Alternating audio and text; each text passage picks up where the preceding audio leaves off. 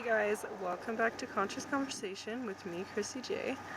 Today's video is going to be another free talk, and it's going to be about the importance of choosing you. First, I just want to talk about loving yourself, and I know it's super cliche and everybody talks about it anyways, but it really is key to loving everyone and everything, because if you can love yourself 100% and fully, it makes it a lot easier to be empathetic and love other people, even if they do things you don't agree with or believe in things that you don't believe in and stuff like that.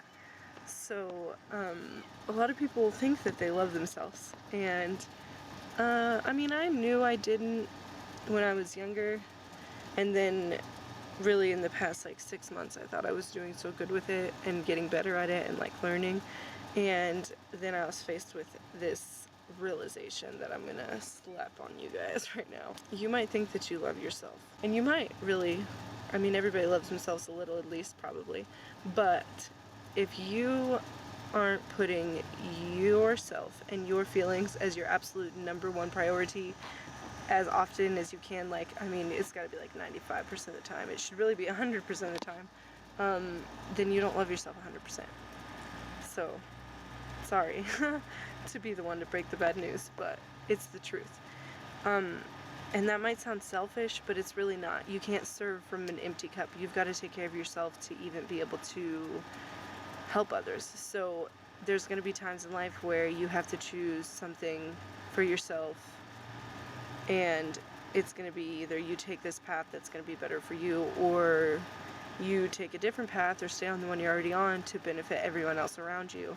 And that's the choice that's always going to hold you back. You always have to choose you, even if it's hard, even if it feels like you might be hurting somebody else. I mean, there's a difference between screwing people over and choosing what's best for you, even if it means it might upset somebody else. That's not the same thing. When you're choosing yourself because it's right, you'll feel it. It's not going to feel like you're doing someone dirty, because it's not the same thing. And until you do this, things just are going to not be able to progress right. I don't want to get into deep detail, but I want to vaguely explain my personal experience with this. Okay, I learned this 3 months ago. I got faced with the whole if you're not your #1 priority, you don't love yourself. And I was shocked because I thought I loved myself, and I definitely never choose myself first or make myself the #1 priority. It's hard when you have kids and stuff and people you care about that you have to take care of, because you really tend to put yourself last, especially as a mom.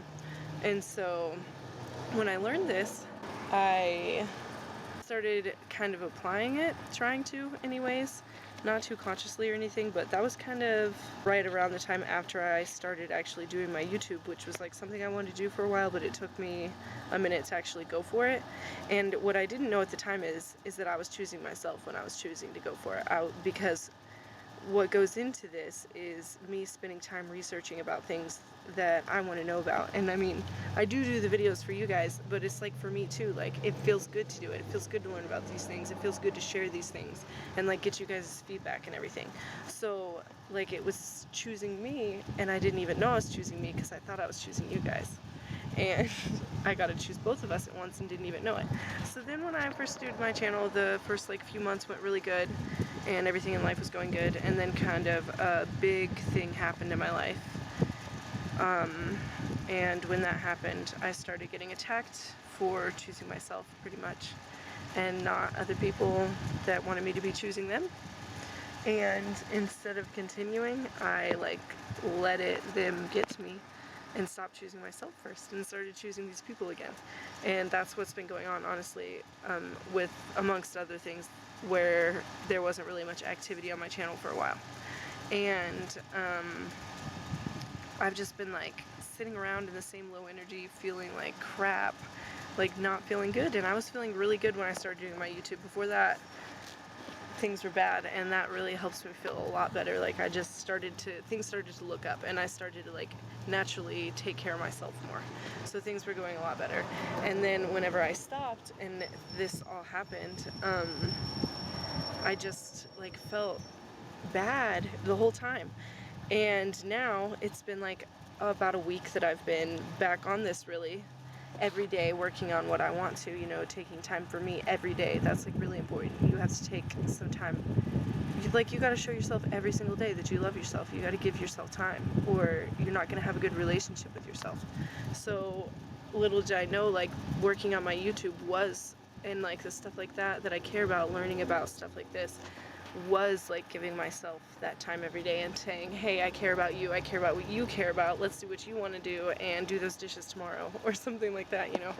So I started to feel a lot better because of this, and then I didn't really realize until this past week, because now I felt really good again. And I mean, I've been feeling bad the whole time I haven't been active. Like the whole past month or two has been kind of bad for me. So I just felt like it's so powerful to see the physical manifestation of like what loving yourself and putting yourself as your absolute #1 priority always can do for you. Because it's, I mean, I watched it totally change my life around in a month or two, and then when I let go of it, totally turned my life around right back to where it was. And now just a week of it is showing me like I'm going right back to the good spot I was at.